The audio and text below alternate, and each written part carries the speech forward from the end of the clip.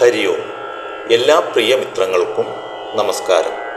ശ്രീമദ് ഭഗവത്ഗീത നിത്യസാധനയിലേക്ക് ഏവർക്കും സ്വാഗതം. അറിവ് സംസ്കൃതിയുടെ നിറവ്.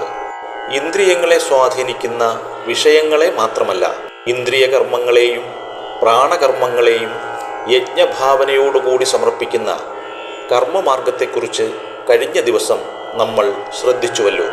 ജ്ഞാനകർമ്മ സന്യാസ യോഗത്തിലെ 28, 29 എന്നീ ശ്ലോകങ്ങൾ ഇന്ന് നമുക്ക് ശ്രദ്ധിക്കാം. ഓം ശ്രീകൃഷ്ണ പരമാത്മനേ നമഃ. ദ്രവ്യയജ്ഞാസ്തപോയജ്ഞാഃ യോഗയജ്ഞാസ്തഥാ പരേ സ്വാധ്യായജ്ഞാനയജ്ഞാച്ഛ യദയാ സംസിതവ്രതാഃ അപാനേ ജുഹ്വതി പ്രാണം പ്രാണേ പാനം തഥാ പരേ പ്രാണാപാനഗതി രുദ്ധ്വാ പ്രാണായാമപരായണാഃ. കേരളവ്യാസൻ കൊടുങ്ങല്ലൂർ കുഞ്ഞിക്കുട്ടൻ തമ്പുരാനെയും കൂടി നമുക്ക് ശ്രദ്ധിക്കാം. ദ്രവ്യയജ്ഞം തപോയജ്ഞം ജ്ഞാനയജ്ഞവുമായി ചിലർ, സ്വാധ്യായജ്ഞാനയജ്ഞന്മാർ, യതിമാർ, സംസിതവ്രതർ. ഹോമിപ്പൂ പ്രാണനിലപാനനെ പ്രാണനപാനനിൽ പ്രാണാപാന പോക്കു നിർത്തി പ്രാണായാമമെഴും ചിലർ. ദ്രവ്യയജ്ഞാസ്തപോയജ്ഞാഃ യോഗയജ്ഞാസ്തഥാ പരേ സ്വാധ്യായജ്ഞാനയജ്ഞാച്ഛ യദയഃ സംസിതവ്രതാഃ അപാനേ ജുഹ്വതി പ്രാണം പ്രാണേ പാനം തഥാ പരേ പ്രാണാപാനഗതി രുദ്ധ്വാ പ്രാണായാമപരായണാഃ. ദ്രവ്യയജ്ഞം തപോയജ്ഞം ജ്ഞാനയജ്ഞവുമായി ചിലർ, സ്വാധ്യായജ്ഞാനയജ്ഞന്മാർ, യതിമാർ, സംസിതവ്രതർ. ഹോമിപ്പൂ പ്രാണനിലപാനനെ പ്രാണനപാനനിൽ പ്രാണാപാനപ്പോക്കു നിർത്തി പ്രാണായാമമെഴും ചിലർ. ചിലർ ദ്രവ്യം കൊണ്ടും ചിലർ ചിത്തത്തെ ഏകാഗ്രമാക്കാൻ തപസ്സനുഷ്ഠിച്ചു, ചിലർ ചിത്തത്തിൻ്റെ സമനിലയായ യോഗം ശീലിച്ചു, ചിലർ അധ്യാത്മഗ്രന്ഥങ്ങൾ വായിച്ചും വിചാരം ചെയ്തും സ്വധർമാനുഷ്ഠാനത്തിൽ ദൃഢനിശ്ചയത്തോടെ യജ്ഞഭാവത്തിൽ ചരിക്കുന്നു. പ്രാണായാമത്തെ നിരന്തരം ചെയ്യുന്നവരായ മറ്റു ചിലർ പ്രാണന്റെയും അപാനന്റെയും ചലനത്തെ നിരോധിച്ചിട്ട് അപാനനിൽ പ്രാണനെയും പ്രാണനിൽ അപാനനെയും ഹോമിക്കുന്നു. വിഷയങ്ങളിലേക്ക് പതിച്ച് വിഷയാധിക്യം വന്നുകൂടുന്ന ഇന്ദ്രിയ മനസ്സുകളെ അതിൽ നിന്നെല്ലാം മുക്തമാക്കി മനസ്സിന് സ്ഥിരത കൈവരുത്തി ജ്ഞാനാവസ്ഥയിലേക്ക് എത്തിക്കുവാനുള്ള വിവിധ കർമ്മമാർഗങ്ങളാണല്ലോ ഭഗവാൻ വിശദീകരിക്കുന്നത്.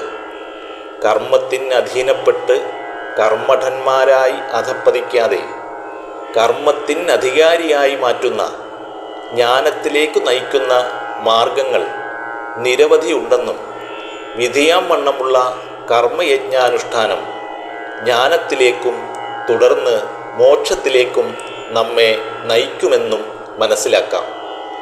സാധാരണക്കാർ മുതൽ പ്രാണനെ തിരിച്ചറിഞ്ഞ് ബ്രഹ്മഭാവത്തിലേക്കുയരുന്ന യോഗികൾ വരെ അനുഷ്ഠിക്കുന്ന കർമ്മമാർഗങ്ങളെയാണ് ഇന്ന് നമ്മൾ ഭഗവത് വചനങ്ങളിൽ നിന്നും ശ്രദ്ധിച്ചത്.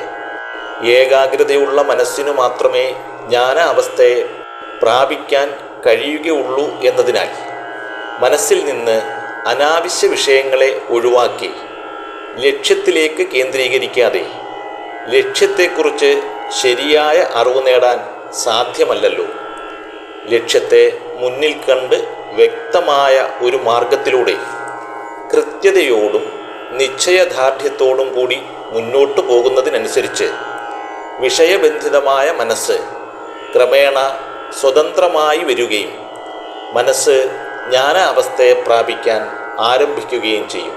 ജ്ഞാനപ്രാപ്തിക്കായി വൈവിധ്യമാർന്ന കർമ്മോപാസനകളെ പാർത്ഥനോട് വിശദീകരിച്ച ഭഗവാനെ ശ്രദ്ധിച്ചുകൊണ്ടിരിക്കുന്ന നമ്മൾ നമ്മുടെ ശരീരമനസ്സുകളുടെ അവസ്ഥ തിരിച്ചറിഞ്ഞ് ഹിതകരമായ ഒരു മാർഗം തിരഞ്ഞെടുത്ത് വിധിയാവണ്ണം പിന്തുടർന്നാൽ മാത്രമേ മനസ്സ് ജ്ഞാനാവസ്ഥയിലേക്ക് എത്തിച്ചേരുകയുള്ളൂ എന്ന കാര്യം മറന്നു പോകരുത്.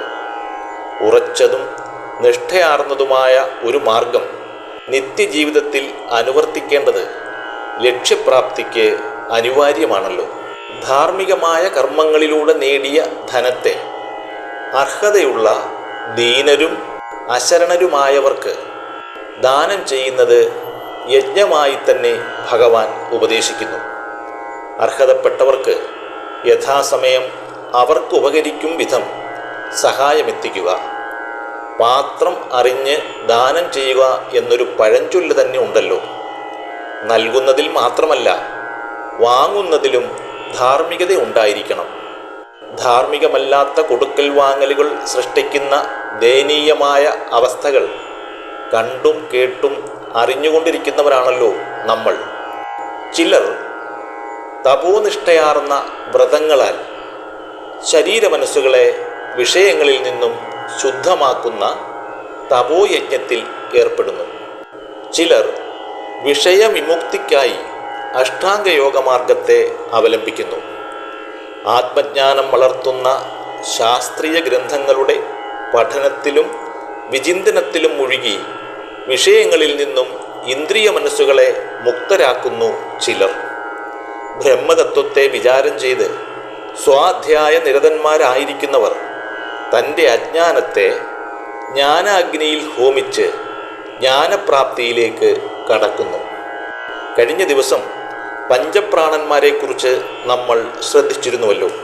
ശ്വാസത്തെ ഉള്ളിലേക്കെടുക്കാനും വിഷയഗ്രഹണത്തിനും നമ്മെ സഹായിക്കുന്ന ശക്തിവിശേഷമാണ് പ്രാണൻ. ശ്വാസത്തെ പുറത്തേക്ക് വിടുന്നതും വിസർജന പ്രക്രിയ നടക്കുന്നതും അപാനൻ എന്ന പ്രാണശക്തിയിലാണ്.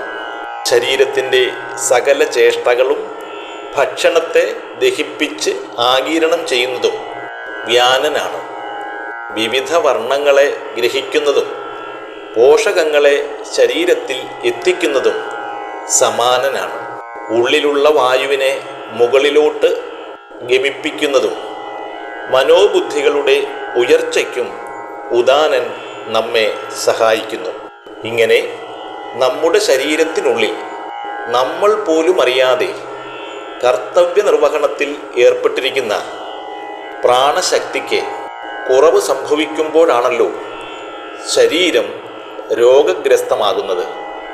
പ്രാണന്മാരുടെ സുഗമമായ പ്രവർത്തനത്തിന് മനസ്സും മനഃശാന്തിക്ക് പ്രാണശക്തികളുടെ സുഗമമായ പ്രവർത്തനവും പരസ്പര പൂരകങ്ങളാണ്. തൻ്റെ പ്രാണഗതികളെ ബോധപൂർവം നിയന്ത്രിച്ച് മനോബുദ്ധികളെ സൂക്ഷ്മമാക്കി ജ്ഞാനാവസ്ഥയിലെത്താൻ പ്രാണായാമക്രിയയിലൂടെ നമുക്ക് സാധ്യമാകും. ശ്വാസത്തെ ഉള്ളിലേക്കെടുക്കുന്നത് പൂരകമെന്നും ശ്വാസത്തെ പുറത്തേക്ക് വിടുന്നത് രേചകമെന്നും പൂരകത്തിനും രേചകത്തിനുമിടയിൽ ശരീരത്തിനുള്ളിലോ പുറത്തോ വായുവിനെ നിർത്തുന്നതിനെ കുംഭകമെന്നും വിളിക്കുന്നു. പൂരക രേചക കുംഭകങ്ങൾക്ക് നിയമക്രമങ്ങളും പൂർവാചാര്യന്മാർ നിശ്ചയിച്ച് ഉപദേശിച്ചിട്ടുണ്ട്. യമനിയമ ആസനാദികൾ കഴിഞ്ഞുള്ള 4ാമത്തെ പടിയാണ് പ്രാണായാമം എന്നതിനാൽ ശരീരമനസ്സുകളുടെ അവസ്ഥാവിശേഷം നന്നായി തിരിച്ചറിഞ്ഞ് ഗുരു ഉപദേശത്തിലൂടെ ക്രമമായി വികസിപ്പിക്കേണ്ടതാണ് പ്രാണായാമക്രിയ. കാരണം ശരീരത്തിൻ്റെയും മനസ്സിൻ്റെയും പ്രവർത്തനങ്ങളെ താളം തെറ്റിക്കാൻ ശരീരമാകെ വ്യാപിച്ചിരിക്കുന്ന പ്രാണവായുവിൻ്റെ ഗതിവിഗതികൾക്ക് കഴിയും. യോഗമാർഗത്തിൽ മുന്നോട്ടു പോകുന്നവർ അകത്തേക്കെടുക്കുന്ന പ്രാണനെ പുറത്തേക്ക് വിടുന്ന അപാനനിലും അപാനനെ പ്രാണനിലും ഹോമിക്കുന്നു. ഈ അനുഷ്ഠാനം പരിശീലിക്കുന്ന യോഗിക്ക് ക്രമേണ പ്രാണശക്തിയെ ശാന്തമാക്കി മനസ്സിനെ സ്വാസ്ഥ്യമുള്ളതാക്കി തീർത്ത് ജ്ഞാനാവസ്ഥയിൽ എത്തിച്ചേരാനും കഴിയും. മനസ്സിനെ ജ്ഞാനാവസ്ഥയിലേക്ക് നയിക്കുന്ന വിവിധ കർമ്മങ്ങൾ വിശദീകരിക്കുന്നത് ഭഗവാൻ തുടരുകയാണ്. തുടർന്നുള്ള വചനങ്ങൾ അടുത്ത ദിവസം നമുക്ക് ശ്രദ്ധിക്കാം. എല്ലാ പ്രിയമിത്രങ്ങൾക്കും നന്ദി, നമസ്കാരം. ഹരി ഓം.